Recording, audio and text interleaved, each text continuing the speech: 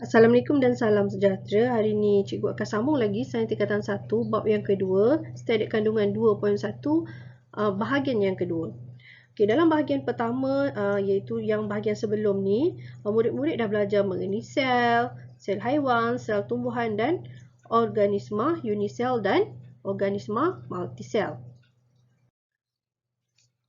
Okay, jadi murid-murid, hari ini kita akan sambung lagi kepada jenis dan fungsi bagi sel haiwan. Contohnya macam manusia lah.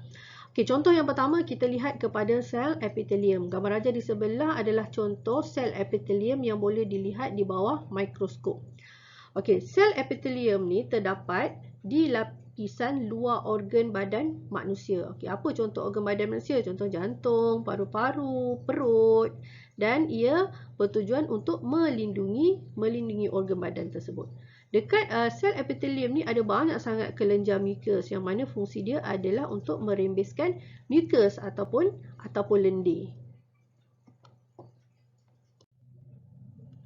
Okay, contoh yang kedua adalah sel otot. Okay, gambar di sebelah adalah contoh gambar rajah sel otot. Sel otot ni bentuk dia tirus sikit. Sel otot ni dia boleh mengecut dan mengendur. Yang mana bila sel otot ni mengecut dan mengendur, dia boleh menyebabkan pergerakan.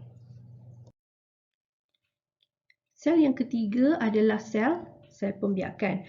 Sel pembiakan ni kalau pada perempuan kita ada ovum. Dan kalau lelaki ada sperma, yang mana sperma ni membawa bahan genetik lelaki dan ovum pula membawa bahan genetik perempuan. Okay, yang keempat adalah sel saraf. Okay, sel saraf ni sebenarnya fungsi dia adalah untuk membawa maklumat dalam bentuk impuls ke seluruh badan. Okey, apa contoh dia? Okey, contoh dia kalau murid melihat sesuatu objek. Contoh kita tengok buah. Okey, buah tu maklumat buah tu akan dihantar ke otak. Siapa yang bawa? Impuls yang dibawa oleh sel saraf.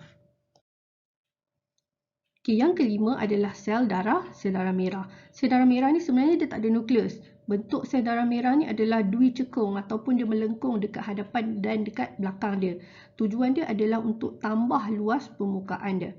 Sel darah merah ni dia ada hemoglobin. Fungsi hemoglobin ni dia nak angkut oksigen ni ke seluruh badan kita. Okay, sebab apa? Sebab seluruh badan kita ni nak jalankan respirasi sel. Bila respirasi sel berlaku, karbon dioksida akan dihasilkan. Okay, bila karbon dioksida dihasilkan, kita tak nak karbon dioksida ni. Jadi hemoglobin ni akan angkut pula karbon dioksida yang terhasil dekat seluruh badan tadi pergi ke paru-paru. Seterusnya dibebaskan. Okay, dan yang keenam adalah sel darah putih. Okay, sel darah putih ni sebenarnya dia boleh berubah bentuk kalau ada partikel asing yang masuk dekat dalam sel darah kita.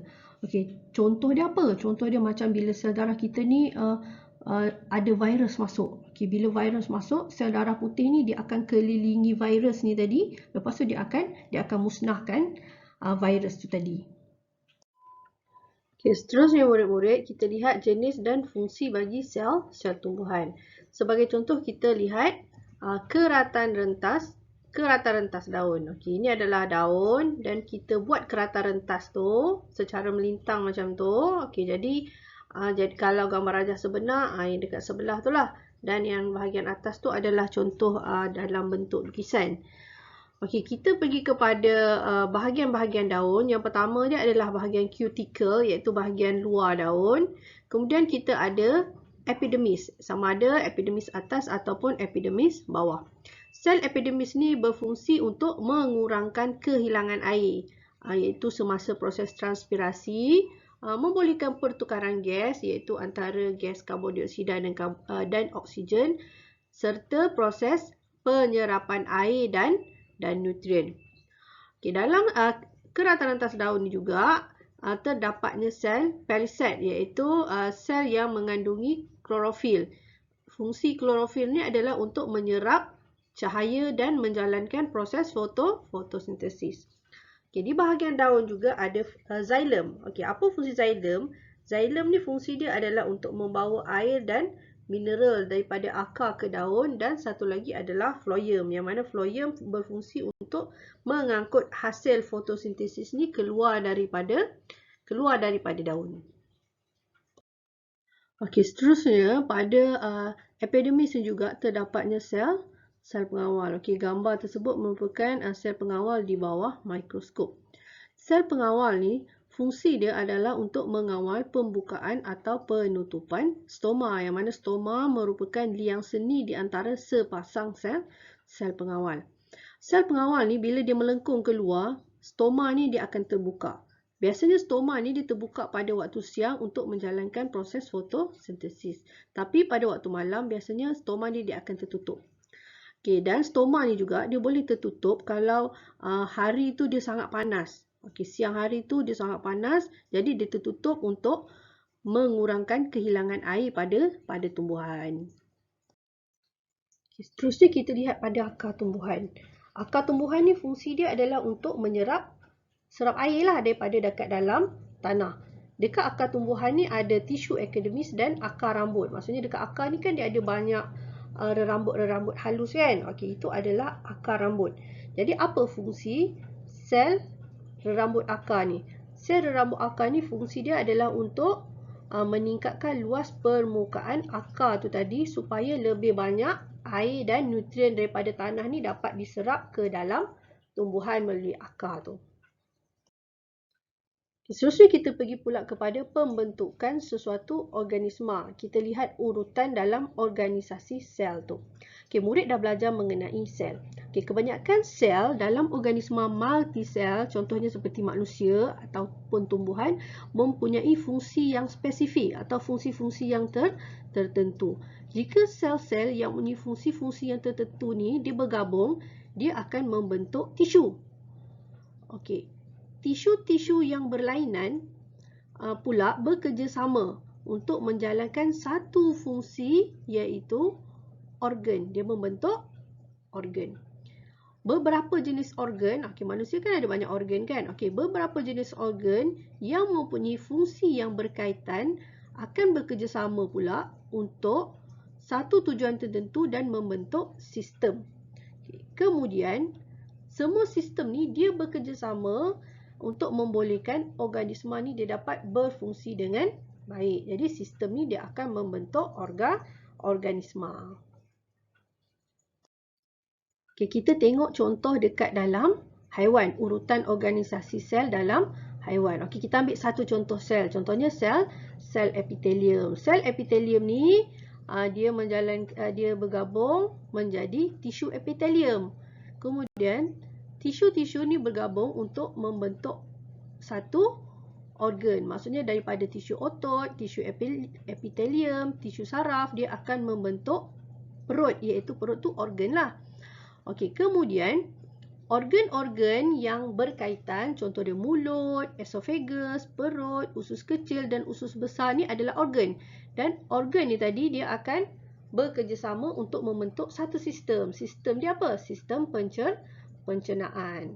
Okay. Kemudian sistem ni dia akan bekerjasama pula untuk manusia ataupun organisma ni dapat berfungsi. Okay. Itu contoh sel epitelium. Sebenarnya ada banyak lagi sel yang murid belajar tadi kan. Ini contoh satu sistem je lah. Contoh sistem pencernaan. Sistem ni ada banyak. Okay. Lepas ni nanti kita akan tengok sistem yang lain dalam manusia. Okay. Seterusnya kita tengok contoh pada tumbuhan. Okey, dalam tumbuhan ada sel epidermis. Yang mana sel epidermis ni dia akan bergabung untuk membentuk tisu epidermis.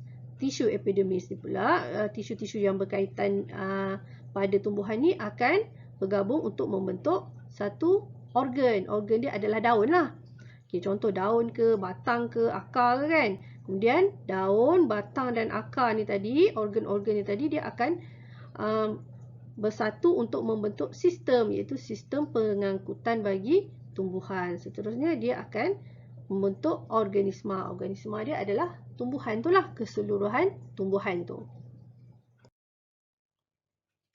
Sistem dalam badan manusia. Okay, dalam badan manusia ni terdapat pelbagai sistem, yang mana sistem-sistem ni dia akan jalankan fungsi-fungsi utama dekat dalam badan manusia. Setiap sistem dalam badan manusia ni dia terdiri daripada beberapa organ, dia akan bekerjasama dia akan jalankan satu sistem ataupun dia akan jalankan satu fungsi yang khusus. Dan fungsi dalam sistem ni tadi, dia akan berkoordinasi atau dia akan bekerjasama supaya manusia ni dia dapat hidup dengan sempurna. Okay, kita cuba tengok sistem-sistem yang ada pada manusia. Okay, pertama adalah sistem perkumuhan. Yang mana dalam sistem perkumuhan ni terdapat kulit, peparu dan ginjal. Sistem perkumuhan ni fungsi dia adalah untuk menyingkirkan bahan-bahan buangan yang berlebihan daripada badan. Kalau kulit, dia akan buat apa? Dia akan singkirkan peluh. Kalau peparu, dia akan singkirkan karbon dioksida. Kalau ginjal akan singkirkan air kencing. Yang seterusnya adalah sistem rangka yang terdiri daripada tengkorak dan tulang. Sistem rangka ni fungsi dia adalah untuk menyokong badan dan melindungi organ dalaman badan seperti peparu dan hati. Sistem yang seterusnya dalam badan manusia adalah sistem limfa. Iaitu dalam sistem limfa ni fungsi dia adalah untuk mengalirkan bendala limfa ke dalam saluran darah untuk mempertahankan badan kita daripada jangkitan bakteria, virus dan lain-lain. Sistem yang keempat adalah sistem pencernaan. Dalam sistem pencernaan ni ada beberapa organ yang terlibat seperti mulut, esophagus, perut, usus kecil dan usus besar. Yang mana sistem pencernaan ni fungsi dia adalah untuk memecahkan bahan makanan kompleks kepada yang lebih ringkas untuk membolehkan penyerapan oleh badan. Sistem yang seterusnya adalah sistem otot.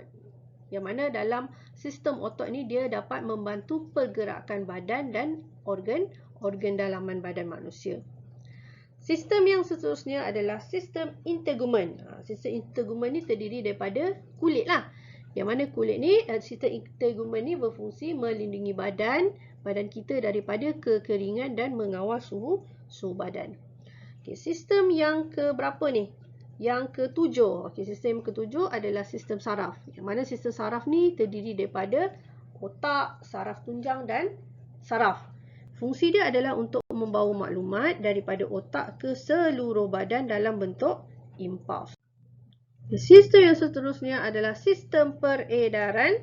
Sistem peredaran darah yang terdiri daripada jantung dan salur darah. Fungsi sistem peredaran darah ni adalah untuk mengangkut oksigen, nutrien dan hormon yang diperlukan ke semua bahagian badan.